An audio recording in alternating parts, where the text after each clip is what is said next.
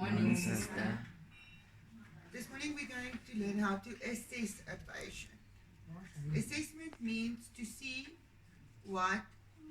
how mobile your patient is and what your patient can do for themselves and what needs the patient has that you as a care worker must fulfill. So when our very first admission of assessment of a patient is on admission. When the patient comes in the door. We like to go and meet the patient at the car.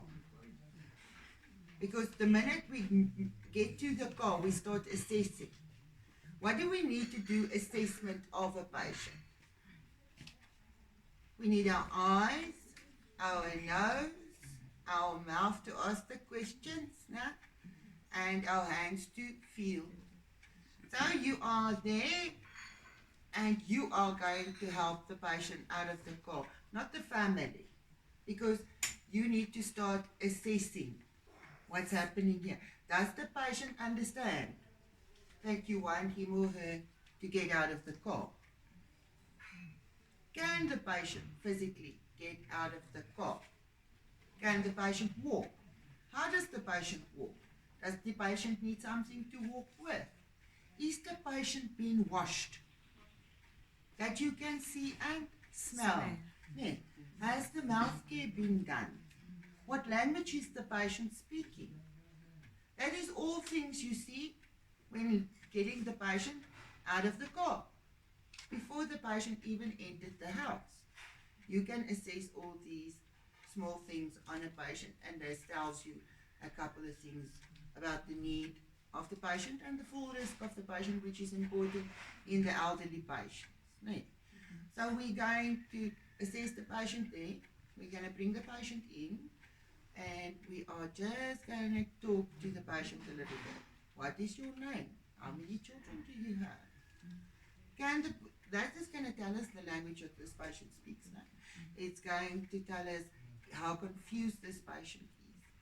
We're going to ask the patient what day of the week this is. And then on that we're going to determine how confused our patient is at that moment. Because remember as well, this is a stressful situation for the patient, and you do not know how hydrated the patient is, with other words, did the patient have enough water. You don't know how well fed the patient is. So this patient will most probably be more confused on arrival than he will be 2 or 3 days later when I do the final big assessment of the patient. Then we're going to do the patient's blood pressure and temperature and pulse and the blood sugar. Why do we do a blood sugar on admission? So that we can know what the patient's blood sugar is. We call it a baseline, but it is not an indication that this patient is a diabetic or not, because you don't know what the patient has been eating, and if the patient had a lot of sweets to eat, the sugar is going to be high. If the patient is hungry, didn't eat a day or two, the sugar is obviously going to be low. So it's just to give us a place to start with. The same with the blood pressure and the pulse and the temperature. It just gives us a place to start. We call it baseline vital signs. Okay. We are also taking the patient's weight, and we are measuring the patient's length so that we can see what is the BMI, the body mass index, so that we can see if the patient is underfed or overfed. And then we're going to adjust diet accordingly. We'll get the history from the family. What is the patient allergic to? What type of operations the patient had? What kind of medication the patient is on? Then we are taking this patient. What do we do next? Why do I want you to shower the patient immediately? To look for bruises. Yeah, we want to see the whole patient. That is 1. 2 is you don't know what germs this patient has from where. Now, washing this patient properly, because lots of elderly people, do they bath every day? No. Do they like washing? No. No, so they usually, when they come to us, their state of hygiene is poor, especially the dementia patient. Okay? So we're going to wash the whole patient, and then we do a head to toe. We check the patient from the head to the toes. We start with the head. Is it healthy hair? Is the hair broken? Is the hair falling out? This is telling us something about feeding. Now, patients on a poor diet, you can see all our patients, they come in, the hair is brittle and broken, and by the time they've been with us for a couple of months, they've got beautiful, healthy hair because they've got a beautiful, healthy diet. Okay. Then you are checking the scalp. You're checking the scalp for dryness and dandruff and what? Lice. Lice, my dear. Lice. You don't want lice in the house. You understand? So don't think because it's a certain culture, you won't find it there. You will be highly mistaken. Okay? It can happen to anybody. It's like germs. They go everywhere. Okay? So make sure you don't have any. Check the head for bumps and bruises. Yeah? Okay. Then we're checking the ears. Does the patient have a hearing aid? Can the patient hear you when you talk? That you should have assessed when you brought him into the house. And then we look, is the ears open? Are they not swollen? Is there any deformation? Look behind the ears there, you will sometimes find an eczema. Yeah. Okay. Eyes, can the patient see? Does the patient wear glasses? What kind of glasses? Remember, bifocal glasses in a real dementia patient is problematic and we need to report it. And so, sister, we'll stop it. This patient is wearing bifocal. Do you know what the bifocal glasses look like? It's the glasses that looks like it's got a little window inside. It means that the patient uses it to look far and read. But to do that, to look far, the patient has to look over the windows. And to read, the patient must look through the windows in these glasses. When the patient starts getting dementia, that becomes a problem. It's even a problem for people that doesn't have dementia to do that. So immediately the patient puts on these glasses, he can become a full risk because he can't see properly. You understand what I'm saying? Yes. So please check that. Check the nose if it's straight or bent. Now, especially in my culture, if a broken nose, it's really nogal pronounced to one side if a person broke their nose before and it wasn't set properly. Okay, the mouth, does the patient have their own teeth? Do they have dentures? Does the dentures fit properly? Does the patient have sores in the mouth? What does the tongue look like? Is the tongue dry and red and cracked?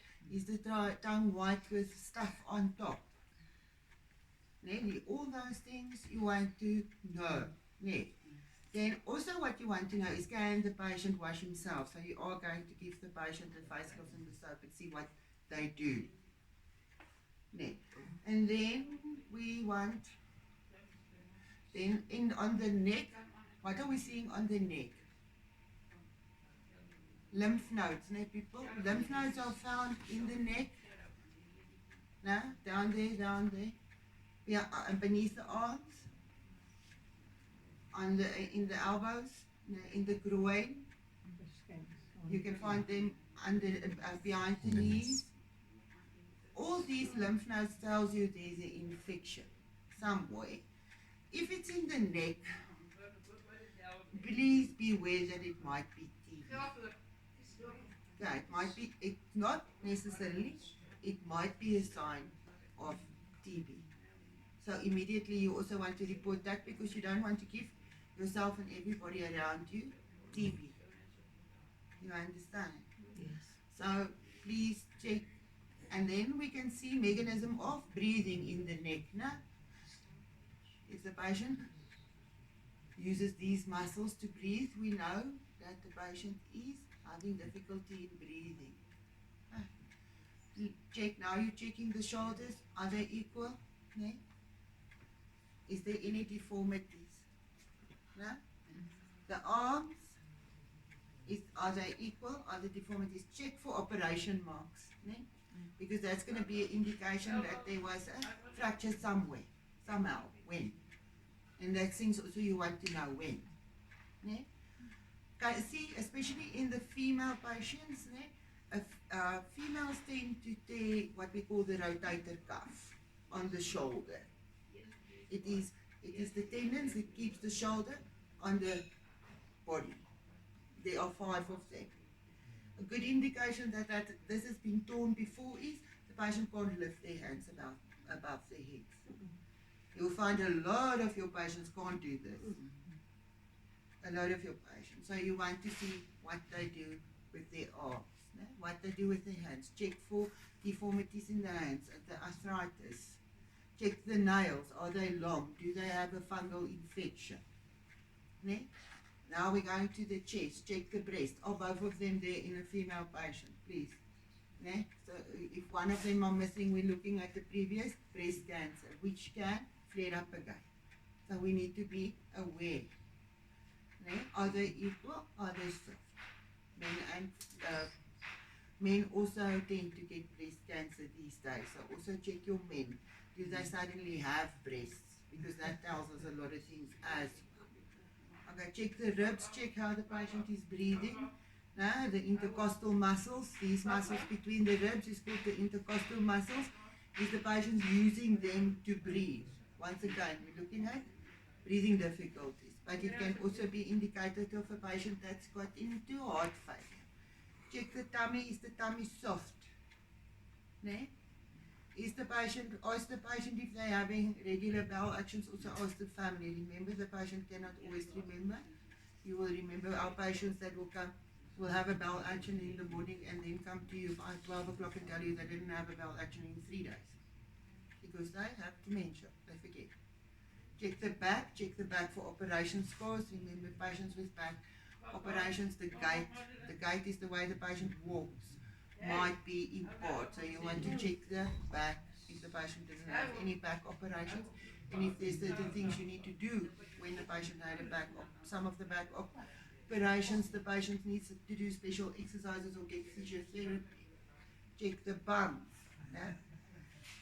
Check to see if there is still muscle in the bum, because you need that muscles to walk with. Check the legs. Are they equal? Are they the same length? No? Do we see operation scars? Okay. Check the feet. Are they swollen? Check the toenails. Are they long? Do they have a fungal infection? Check the bottom of the soles for any lesions that you can see there. Then if you see that the patient doesn't have hair on the bottom of their legs, from the knee downwards, it's hairless, which you find in a lot of the elderly patients. That is telling you that the patient doesn't have good circulation. The blood is not flowing properly. Yeah, then the hair falls out on the legs and the arms actually.